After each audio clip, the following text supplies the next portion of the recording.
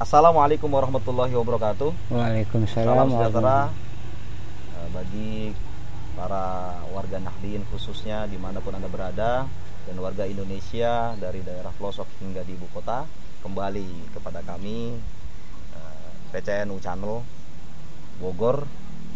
Alhamdulillah saat ini tepatnya pada hari Rabu tanggal 25 November 2020 bertepatan dengan Hari Guru Nasional. Nah, di mana Hari Guru Nasional ini, edisi kali ini kita akan mengulas peranan guru di daerah-daerah pelosok Kabupaten Bogor. Salah satunya kita berada di Desa Rumpin, Kecamatan Rumpin, Desa Rabak, Kecamatan Rumpin, Kampung Sawah Raden. Kampung Sawah Raden Cikadu. Ya, Kampung Sawah Raden Cikadu. Ya kan? Bersama pimpinan Pondok Pesantren Miftahul Hidayah, Kiai Haji Muhammad Dedi Sukardi. Alhamdulillah saat ini berada di tengah kita bersama. Assalamualaikum Pak Kiai. Waalaikumsalam warahmatullahi wabarakatuh. Bagaimana Kiai di era pandemi ini Kiai? Masih seger Kiai? Sehat? Alhamdulillah sehat. Nah, ini Kiai banyak yang mengidentikan bahwa Hari Guru Nasional itu hanya milik guru-guru berseragam coklat atau PNS. Nah, kali ini kita coba mengulas nih perjuangan para ulama-ulama yang ada di pelosok-pelosok Kabupaten Bogor. Nah, salah satunya setelah kita pertimbangan tim, kita menilai bahwa Kiai salah satu ulama di Kabupaten Bogor yang hingga puluhan tahun tetap istiqomah mengawal pendidikan di Kabupaten Bogor, khususnya di Desa Rabak, Kecamatan Rumpin ini, kan gitu Kiai. Nah, boleh tahu nggak Kiai ceritanya Kiai, perjalanannya Kiai sehingga pondok pesantren katakanlah modern salaf ya Kiai ya. Iya. Ini bisa tetap istiqomah, pendidikannya tetap berjalan, ilmu agamanya tetap ditransformasi. Iya. Gitu. Iya. Boleh Kiai, silakan Kiai. Iya. Alhamdulillah dari semenjak ya. Iya. Dari semenjak. Betul. Alhamdulillah dengan niat tulus hati saya yang ingin berjuang dalam agama. Dengan niat tulus saya berjuang di agama, memang awal pertamanya saya cukup menderita gitu ya. Sungguh menderita. Karena kenapa menderitanya saya? Karena memang saya mengakui justru saya orang nggak mampu, juga orang tak punya. Tapi niat hati saya ingin gimana berkembangnya dan bercemerlangnya agama dan negara di dunia ini. Sehingga saya berjuang. Dan itu saya juga pun ingat ayat Allah, walladzina jahadu fina lanahdiyanakum subulana. Artinya orang yang berjihad, berjuang di agama kami, kata Allah, niscaya kami akan berikan jalannya. Nah, maka saya di situ baru niat bulat hati saya percaya dengan ayat Allah. Maka saya dengan bisa seperti ini saya bertani awalnya. Bertani Kiai? Iya, bertani. Dari niat tuh kuat berarti. Iya. Dari ada peribahasanya memang kalau malam berdoa siangnya berusaha. Setelah itu saya serahkan kepada Allah dengan usaha saya. Akhirnya saya dengan sambil merangkang juga mendirikan pondok pesantren yang awalnya dari bilik dan bambu. Setelah itu lama kelamaan saya dengan istiqomahnya Allah izinkan, Allah utus hambanya dari Metro TV, saya ternyata diliput di sawah. Diliput di sawah itu sehingga setelah hasilnya saya diberikan seperti dibangunkan pondok ini. Setelah itu yang pertama meliput saya dari Metro TV, dari juga Dai TV, iya, juga dari satu lagi itu lupa ya, dari SCTV. Akhirnya Bantu media pakai ya. Iya. Kalau boleh tahu tahun berapa Kiai waktu itu? Kayaknya lupa itu. Lupa, ya udah lama. Iya, udah lama. Jadi awalnya ada dua orang pemudi dan pemudi masih kecil, nggak taunya itu beliau itu wartawan. Saya ditanyakan sehingga saya ngobrol biasa-biasa karena saya nggak tahu dia itu wartawan. Akhirnya dia pun sampai nggak setuju depan saya, dia menangis dengan katanya, saya sungguh salut sama kamu, sama Pak Dedi. Ya, orang seperti ini bisa memperjuangkan agama dan negara. Setelah itu lama kelamaan ngobrol, udah dia pulang, kata Pak Dedi nanti saya kirim surat kabarnya, apa namanya, itunya korannya. Ya itu saya nggak tahu, ya ternyata pas seminggu terbit koran saya, datanglah Metro TV. Gitu ya. Metro TV namanya Bu Lala dari Sumedang. Setelah itu saya diliput dalam seminggu, sampai titik akhirnya seminggu dia kunjungan dari Basnas yang sekian banyak membawa segala pun dibawa Al-Quran, sehingga memberikan saya dengan uang 240 juta untuk pembangunan. Iya, maka saya nangis di situ. Dia baru nuduh kita di seperti itu. Dari situ akhirnya alhamdulillah terbangun. Setelah itu juga di YBM dari Jakarta, sebetulnya dari Menteri Agama Pak Haji Lukman Nur Hakim ya. Oh, zamannya Pak Lukman. Iya. Setelah itu dibangunkan juga yang sebelah sini. Sudah itu ya alhamdulillah sampai sekarang saya berjalan dengan menjalankan seperti ya yang diperintahkan Allah dan negara aja gitu ya. Hukum agama ya, saya mengajar ngaji. Pun adanya sekolahan, emang saya sebetulnya kalau saya nggak begitu mengajar, soalnya guru-gurunya ada 20 guru yang mengajar. Cuma kalau nggak ada guru baru saya masuk, kalau nggak ada guru saya ke tani, ke sawah gitu. Iya. Mohon maaf Kiai, bisa nggak Kiai diceritakan Kiai dari Kiai dulu mondok sampai pada akhirnya kok bisa terbesit niatan untuk bikin pondok Kiai gitu. Mungkin ada cerita nggak Kiai, cerita mengenai hal tersebut? Ya.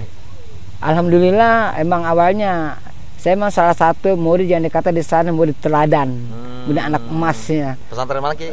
Hidayatul Wildan. Karena saya itu kalau saya rasa ngaji nggak bisa ngaji saya gitu. Cuma saya hadamnya itu mengurusi seorang guru. Sampai kemarin saya berangkat itu ibadah haji oleh guru saya. Kiainya namanya siapa Ki? Kiai Makmur Jawawi. Kiai Makmur Jawawi. Setelah itu saya belajar lama di sana, menghodam beliau. Dan setelah pulang itu saya mau dipindahkan ke Sukabumi dengan teman saya berenam. Kata orang tua saya, Pak Kiai, kalau ukar nggak bisa pindah karena biayanya saya seorang petani, takut nggak kemodalin gitu. Itu ya saya akhirnya di sana nggak ada teman akrab saya, akhirnya saya kabur ke Tangerang kerja gitunya. Di Tangerang itu saya dicari sama guru saya. Pokoknya setelah saya pulang lagi di Tangerang itu saya cari kerjaan, nggak ada yang menerima. Emang saya ini majelis terus. Setiap sore malam saya di masjid, saya baca Quran, bertadarus. Jadi saya kalau lamar kerja nggak ada yang menerima. Itu saya pulang, kata bapak saya, Kar, kamu sekarang harus ke Sadeng lagi karena guru kamu cari kamu. Udah itu, memang alhamdulillah ya ini terus terang guru saya mencari saya sampai meninggalkan Jumat satu waktu karena mencari saya. Ke Tangerang Ki? Di sini di rumah saya. Jadi hari Jumat mungkin dia kemari ke rumah saya sehingga ketinggalan Jumat. Saat itu Kiai sedang di Tangerang. Kerja Tangerang gitu. Iya. Berapa lama di Tangerang waktu itu Kiai? 2 bulan. 2 bulan ngegembel. Iya. Bolak-balik. Iya, udah itu kata bapak, ya saya datang balik ya, kalau kamu, kata guru saya, sekarang kamu itu diem di rumah, bikin pondok pesantren, amalkan ilmu yang ada. Dengan tulus ikhlasnya guru saya, jangan takut dengan ilmu. Ilmu itu bagaikan air. Kalau air diminum udah habis pasti Allah tambahkan. Yang penting kamu pun beristiqomah mengajarkan murid. Memang katanya Akang itu mau dibilang Akang ya, pinter kata ukar, biar muka ya ajar pinter. Bilang pinter sama saya, Akang itu guru. Ukar pun nanti dibilang pinter sama muridnya. Nah, saking tulusnya dengan bicara indahnya. Kalaukah ilmu ukar bermanfaat, Akang itu mempunyai pahala pensiun dunia akhirat dari ilmu ukar yang ajarkan. Itu tulus hatinya seorang guru. Dari murid ukar, dari rukun kalau ibadah akan punya pensiun ganjaran dunia akhirat. Sekarang amalkanlah saja ilmu ukar, bikin pondok pesantren semampunya. Sekarang semampunya, nanti pun kalau bagus dan gede terserah. Makanya dia dicontohkan seperti keong. Keong pun kecil, kalau dia rumahnya kalau gede nanti rumahnya kan bisa gede. Artinya kalau ilmu bermanfaat nanti pun berinsya Allah bergede. Jadi bertambah barokah. Sekarang yang ada aja maka bikin gubuk dari bambu dan atap, orang tua saya bikinin, alhamdulillah sekarang yang itu doa guru sehingga sampai seperti ini. Alhamdulillah. Tuh kita baru dengar tuh filosofi Kiong. Luar Kiong. biasa. Jadi Kiong kecil karena bisa gede karena isinya gede. Ini kan dulu maka dulu saya pernah suka berdakwah keluar ya, pidato saya itu agak bagus juga sehingga murid saya banyak sampai ada 100 dah. Udah gede-gede banyak ini saya berhenti pidatonya karena saya ingin mendidik santri yang ada aja. Akhirnya sekarang diganti oleh anak saya. Bahkan saya kan sudah masuk jadi Pildacil. Oh, yang kemarin itu kayak iya. Anak keberapa? Anak pertama. Ya. Iya. Oh, ya. Besok juga pun ada panggilan di Cikadu. Nah itu cerita tentang keprihatinan pondok. Baik saya bikin pondok pesantren. Ya, itu awalnya Kiai dari tadi kata Kiai itu dari bambu. Itu pengajian apa Kiai? Nah untuk saat ini kira-kira kurikulumnya seperti apa sih Kiai? Iya. Kurikulumnya kita bisa pakai mesin pesantren. Misalnya kalau hari itu yang seminggu ada 2 hari bedanya. Misal kalau hari Kamis, hari Selasa itu kalau malamnya kita tasripan, hadis arba'in, duratun nasihin gitu ya yang dibaca.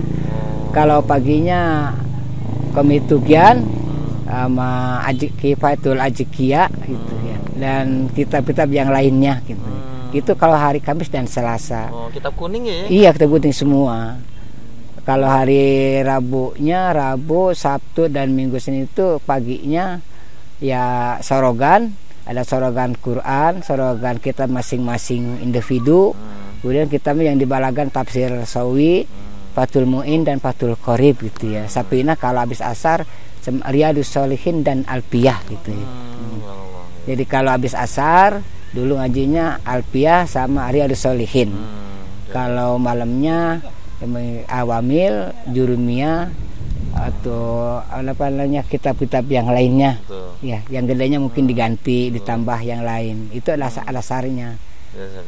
Oke Kiai, saya tuh sempat ke beberapa pesantren Kiai. Itu rata-rata memang banyak yang memudawamahkan pelajaran kitab-kitab kuning Kiai. Kalau menurut Kiai itu sebenarnya pentingnya apa sih kitab kuning Kiai? Bukankah itu kitab lama yang artinya kitab kuno gitu Kiai? Apa masih relevan gitu Kiai? Sebetulnya itu kitab kuno. Kitab kuning itu kitab kuno yang asal dari pertama ditulis atau oleh para ulama dulu, ulama salafi. Sehingga sampai sekarang menyebar gitu ya. Jadi ulama dulu dia mengarang kitab. Bisa semua itu karangan ulama dulu yang orang yang terbaik gitu. Itu pentingnya apa kalau menurut Kiai diajarkan ke para santri Kiai? Apakah mungkin untuk memperkuat ideologi atau mungkin memperkuat agama? Penting nggak sih Kiai itu dari sumber-sumber itu gitu Kiai? Sebetulnya kalau kita biasa ngajinya itu justru kitab itu untuk menggali semua aspek. Jadi dunia pun kita bisa teraih. Misalnya mau bidang ilmu usaha, ilmu ekonomi, ada. Itu dalam Fathul Mu'in diajarkan ilmu usaha. Kita kalau bisa ngaji, ya istilah kata walaupun nggak sekolah pun bisa, cuman nggak praktek doang gitu ya. Untuk pengajaran bagaimana caranya, justru kitab-kitab yang mengatur tentang kehidupan manusia, dunia menuju akhirat itu kitab. Untuk ubudiyahnya emang kitab salafi, untuk macam-macam kitab seperti kata Al-Fatih, kita mau berusaha, mau di acara di bank, mau acara di mana, Alpiyah yang menjawabnya. Itu apa? Kita Fathul Mu'in yang menjawabnya. Gitu. Tuh, yang menilai kitab kuning kuno itu nggak penting, ya kan dengerin. Ternyata menjawab semua persoalan termasuk ekonomi Kiai. Iya. Ekonomi negara pun tetap dia yang menjawabnya. Kita bisa menjawabnya, asalkan kita paham mengajinya. Oke Kiai, sedikit Kiai. Tadi Kiai utarakan bahwa fungsi santri ini di pesantren Kiai, kemudian tadi Kiai susul bahwa pengabdian terhadap negara gitu Kiai. Nah sebenarnya kalau dikaitkan dengan sekarang ini kan Kiai udah mulai banyak paham masuk Kiai. Nah di pesantren ini Kiai dibentenginya dengan apa Kiai? Ada nggak sih Kiai proses untuk membentengi akidah dalam proses belajar mengajar di pesantren ini Kiai? Ya justru ada. Makanya kitab-kitab itu siap untuk menjawabnya kan gitu ya. kita pun siap untuk menjawab untuk keduniaan. Untuk membentuk ini pertama adalah akidah yang kita ajarkan, yang penting tentu yang berdasarkan kita akidah gitu ya. Iya, supaya akidah itu jangan terpelenceng, jangan jangan tergoyahkan walaupun dengan sejuta kata rayuan. Itu supaya itu seperti tetap keimanan karena diaji di setiap kitab itu. Makanya kalau dari pesantren, para kiai, para santri, insya Allah akidahnya ya udah kuat gitu. Karena dengan belajarnya itu dalam kitab yang masing-masing diajarkan gurunya. Siap. Kalau untuk akidah pakai kitab apa Kiai? Kalau sini? Saya kalau kitab akidah ya pakai kitab pakai kitab akidah juga ya, diantaranya iya ada masing kitabnya. Iya. Selain itu juga formal ada Kiai ya, pelajaran Kiai? Iya, alhamdulillah formal sekarang ada MI-nya sama sanawiyahnya gitu. Siap. Untuk saat ini muridnya berapa sih Kiai? Sekarang ya kalau MI masih ada 90 dari 1 sampai 6, sanawiyah ada 90 juga. Jadi emang tahun ini menurun. Biasanya murid baru itu ada 40 50. Kembali tahun-tahun ini murid baru benar ada 20. Jadi menurun. Yang lulus kemarin alhamdulillah banyak gitu. Kelulusan kemarin. Kalau untuk pembayaran Kiai, nih santri yang mau ke sini ini bayarannya berapa Kiai untuk masuk daftar gitu? Kalau untuk santri insya Allah mah gratis. Gratis Kiai. Jadi makannya ya gratis, semua pun gratis, kitab pun gratis di sini. Kitab Kiai? Kitab pun gratis.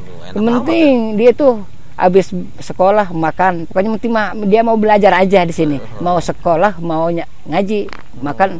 Sehingga kadang-kadang saya yang masak sendiri sama istri saya, karena kasihan anak-anaknya jam 5 baru keluar sekolah kan, dia bagaimana masak ngeliwatnya kan waktunya maghrib, maka kadang istri saya yang masak kalau nggak ada tugasnya. Kalau pesantren kan namanya patrol gitu ya, tugas yang masak. Tapi Kiai bisa masak? Boleh coba deh. Mantap ya. Dan di sini alhamdulillah, jadi saya menggratiskan mereka itu bukannya karena mampu, tapi emang lillah saya ingin sekali bagaimana kampung ini maju agama dan negaranya. Maka saya berkorban semua itu. Siap. Ya, kalau seperti sekolah, saya baju seragamnya, baju olahraganya, kadang itu saya beliin. Jadi kalau ada keindahannya, kelainan kalau dari sekolah lain itu kalau daftar pakai uang kan. Kalau ke sini daftarnya bukan pakai uang, malah kita beli pakaian. Dia hanya ngasih ijazah kepada saya mengasihkan pakaian. Batiknya khas sekolah ini dan olahraganya, dan kalau saya lagi punya emang sekaligus biru putihnya seragamnya gitu. Kalau batik sama olahraga udah diwajibkan saya ngasih setiap tahun. Itu karena jerih payah saya, saking inginnya masyarakat ini berkembang, bersinar agama. Jadi saya makanya kayaknya orang lain kok ketua yayasan mesti begini gitu juga. Ya karena keputusan saya punya pun untuk mendanai mereka itu. Oh gitu, luar biasa. Berdiri pondok pesantren dari niatan yang kuat. Orang santri mau daftar cukup modalnya niat. Gitu Kiai ya. Benar. Oke Kiai, kalau boleh tanya nih Kiai. Tadi ada banyak servis lah dari pondok pesantren, diantaranya belajar, udah dikasih kitab, kasih seragam juga. Itu sebenarnya dari mana sih uangnya Kiai? Ya kalau saya itu saya ambil, ada yang membantu saya. Oh, donatur Kiai? Ada, iya. Dari pemerintah ada Kiai? Dari pemerintah nggak ada. Belum. Nggak ada. Jadi itu hanya alhamdulillah saya, kalau boleh dikatakan namanya PP Briansah. Itu orang yang selalu subhanallah sama saya. Apa yang saya inginkan selalu dia berikan, nggak pakai PR lagi. Bahkan itu yang sumbangsi sama saya, sehingga sawah yang sekian luas dia yang beli. Ada, jadi yang suka membantu saya ada PP Briansah namanya.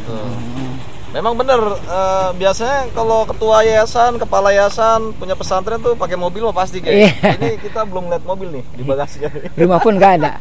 Rumah pun belum punya kan? Iya kan? Kita mesti ada emper pesantren. Ya kalau pemerintah belum bantu ya minimal nanti bantu rumah dinas lah. Amin, mudah-mudahan. Amin, bupati. Oke kan sekarang kalau memang mobil sekarang harus wajib punya, soalnya sering keluar. Udah tua, suka sakitan kaki saya. Iya, naik motor mah ya. Iya, kedinginan. Alhamdulillah, mudah-mudahan dijabah nih. Amin. Selanjutnya nih Kiai, di sini selain tadi Kiai program-program pesantren diniyah, kemudian sekolah Kiai, ada kegiatan-kegiatan lain gak sih Kiai? Misalnya di luar kurikulum pondok itu, seperti halnya mungkin tahlil atau yang lain gitu Kiai, kaitan dengan budaya gitu Kiai, ada nggak sih kegiatannya? Ada maulidan. Maulidan ada juga Kiai? Iya, maulidan kan ramai. Ibu-ibu baru minggu kemarin kita maulidan ibu-ibu, bapak-bapak. Tapi kalau bapak-bapak maulid sini subhanallah, semaraknya bukan main, indah. Pakai asraka, pakai uangnya dihiasi, indah deh. Nanti banyak ya? Bukan mereka jadi ya, kalau bayi itu yang di asraka itu mungkin ada 50-40 ke 100. Jadi yang diundang dari masjid ini semua sekitar diundang. Jadi yang hadirnya ya ratusan. Hampir kemarin ada 1000 rumah yang hadir. Itu maulidan. Kalau menurut Kiai itu pentingnya apa sih Kiai, budaya itu Kiai? Kalau boleh tahu Kiai, ada nggak sih kaitannya dengan kecintaan tanah air atau mungkin kecintaan terhadap ulama dari ritual budaya seperti itu Kiai? Itu satu tanda kita sebagai menandakan cinta kita kepada Rasulullah. Karena sebenarnya yang dibaca itu riwayat Rasulullah. Itu saja yang saya mencintai. Jangan dengan adanya maulid dan itu seperti itu karena hanya mencintai Rasulullah. Gitu. Jadi dalam kitab itu yang dibaca semua bercerita tentang Rasulullah. Iya. Meneladani Rasulullah. Iya. Iya. Pantesan kalau kata tetangga-tetangga nih dekat dari sini, kalau udah Kiai Ukar ngomong itu adem. Tapi ini sekarang banyak fenomena nih Kiai. Kiai ini panas baik kalau udah ceramah gitu Kiai. Gitu. Nah ini alhamdulillah kita ketemu sama Kiai yang dirasa adem oleh masyarakat. Kalau ngomong tuh adem. Kalau boleh tahu nih Kiai,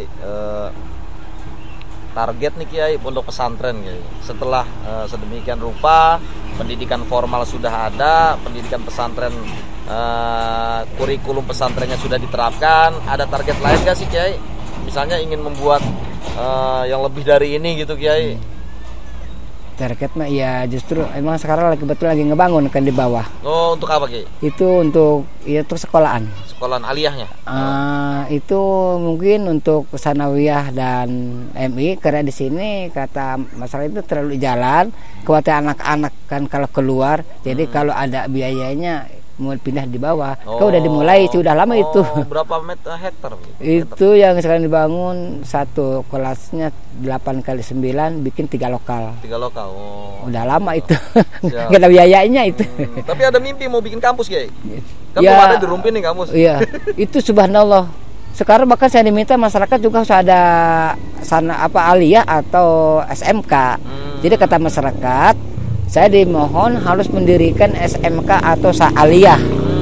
Kenapa? Karena anak kami supaya nggak jauh. Zaman sekarang ini kalau ke jauh khawatir anak kami. Jadi kalau di sini katanya dekat, jadi bisa kekontrol kata mereka. Kata saya ya oke saja, penting ada biayanya. Memang saya mau seperti itu, apalagi seperti kampus. Emang kan dari itunya ada sampai SAI kan. Jadi sekolah perguruan tinggi ya, kampus ya. Dari akta saya membuat akta yayasan, di situ minatnya mimpinya sampai ada kampus. Mimpi itu mah. Kalau saat ini masih sanawiyah ya? Iya, masih sanawiyah sama MI itu. Ketika nanti udah berdiri Kiai, apakah sama Kiai? Digratisin juga? Ya, itu nanti terbagaimana kepala sekolah gitu ya. Jadi kalau ini hanya saya menangani saya kalau sekarang ini. Kalau nanti ke atasnya, kesananya terserah ke sekolah ya mainnya. Betul. Apa gratis atau gimana ya? Siap. Ya. Oke Kiai, mungkin sedikit nasihat Kiai. Ini saat ini kan musim pandemi nih Kiai. Iya. Musim pandemi corona Kiai. Yang mana para penggiat pendidikan terkendala untuk mentransformasi ilmunya kan Kiai. Karena terbatasan dengan SOP, aturan segala macam. Itu mungkin ada nasihat apa Kiai yang harus dilakukan para penggiat pendidikan gitu seperti Kiai. Jadi kalau Kiai kan saat ini tetap melakukan rutinitas.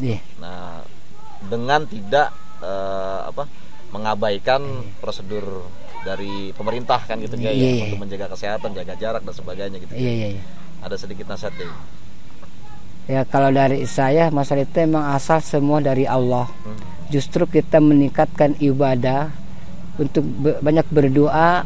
Sebetulnya para kiai itu, para ulama, para kiai, para santri seharusnya seperti ibadah-ibadah itu seperti harus dirapatkan dan diramaikan. Kenapa? Karena itu banyak doa.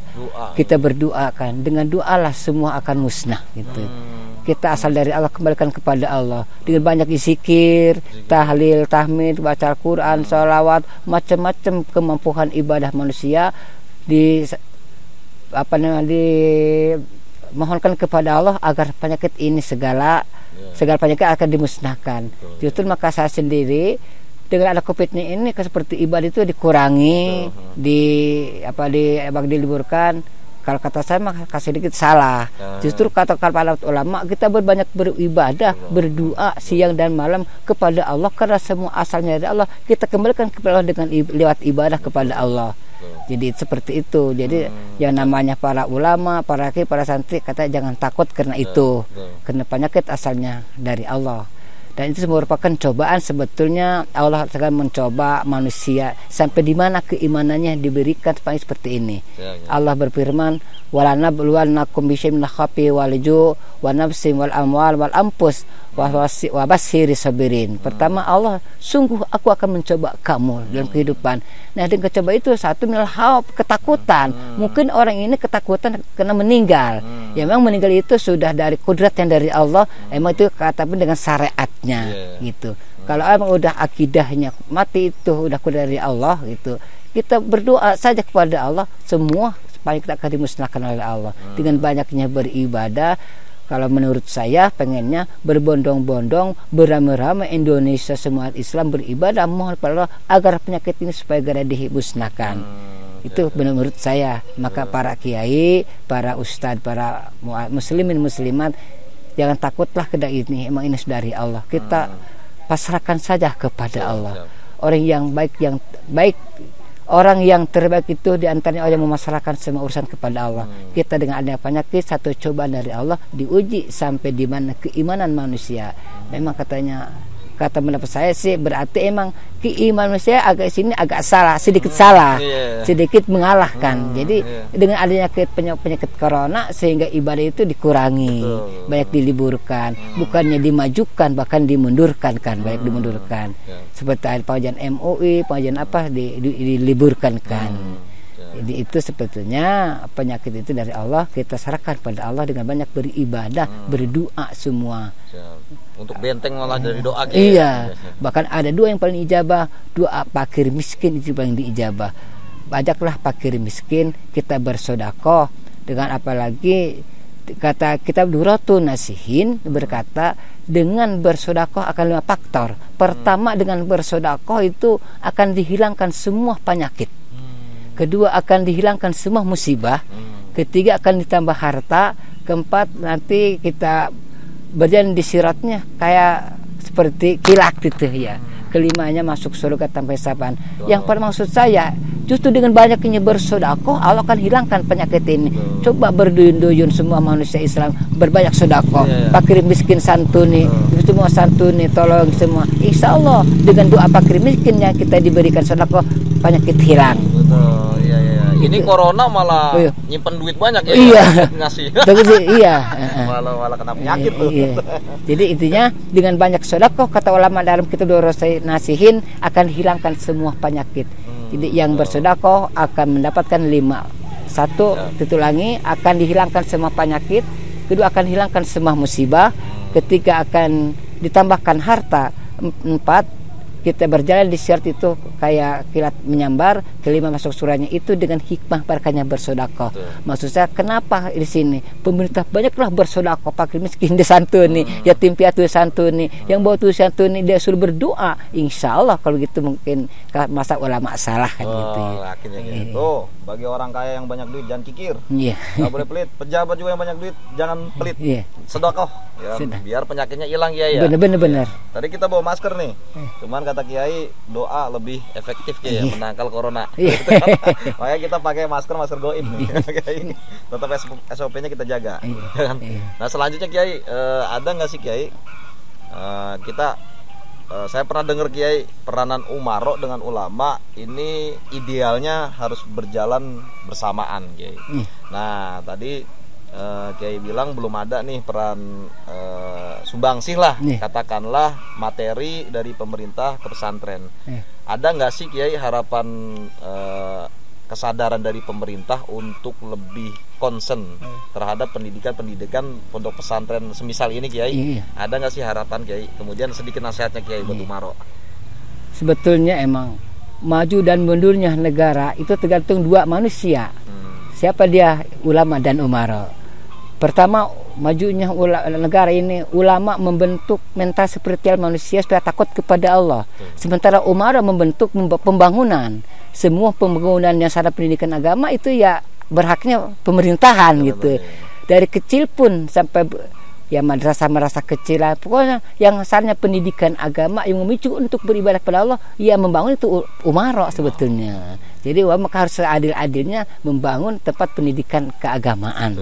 Nah, insya Allah kalau umara sama ulamanya itu berjalan ya, insya Allah kemudian kesananya lancar, jadi bagus. Jadi keagamaannya ulama yang istilah, kalau ulama yang di dalam, pemerintah yang di luar. Ya maksud tadi ya saya ulangi, ulama membangun. Jadi dua itu membangun. Ulama membangun mental spiritual manusia supaya takut kepada Allah, sementara umara membangunnya untuk pembangunan. Semua pembangunan itu serahkan pada umara. Yakin dan saya yakinnya kalau dua orang itu berjalan lancar semua. Dunia akan bagus dunia. Karena dunia dua manusia yang bekerja itu dengan sifat jujur dan adil. Oke. Demikian tadi kita sudah dengarkan nasihat dari pimpinan Pondok Pesantren Miftahul Hidayah, Kiai Haji Muhammad Dedi Sukardi. Demikian tadi nasihat dari Kiai Haji Muhammad Dedi Sukardi. Memilih pesantren tidak harus dari infrastruktur yang mahal, biaya mahal. Pesantren Salafi bisa menjadi alternatif untuk mendidik anak kita agar bisa selamat dunia maupun di akhirat. Banyak tadi ilmu-ilmu yang sudah kita peroleh bersama, dari persoalan sejarah beliau mendirikan Pondok Pesantren Salaf yang gratis 100%, dari tingkat niat yang kuat sampai bisa menciptakan pendidik hingga murid-murid yang hanya cukup belajar di sini bermodal dengan keyakinan dan semangat itu ya. Ya, semoga ini menjadi manfaat bagi kita semua. Dan terakhir, bagaimana kita menyikapi fenomena saat ini di era pandemi corona ini. Nasihat dari Kiai harus bersabar, selain juga tetap bermasker dan menjaga jarak, benteng doa maupun zikir juga menjadi masker goib yang sangat efektif. Jadi jangan takut kemana-mana, yang terpenting banyak sedekah, banyak memberi, itu akan menjadi tolak bala dan penyakit menurut Kiai tadi ini. Demikian mungkin di Hari Guru Nasional ini kita sudah mewawancarai, kita sudah meminta ilmu, meminta saran dari perintis Pondok Pesantren Miftahul Hidayah dari nol hingga saat ini berdiri. Semoga menjadi manfaat buat kita semua. Terakhir, wallahul muwaffiq ila aqwamit thoriq. Wassalamualaikum warahmatullahi wabarakatuh. Terima kasih Kiai.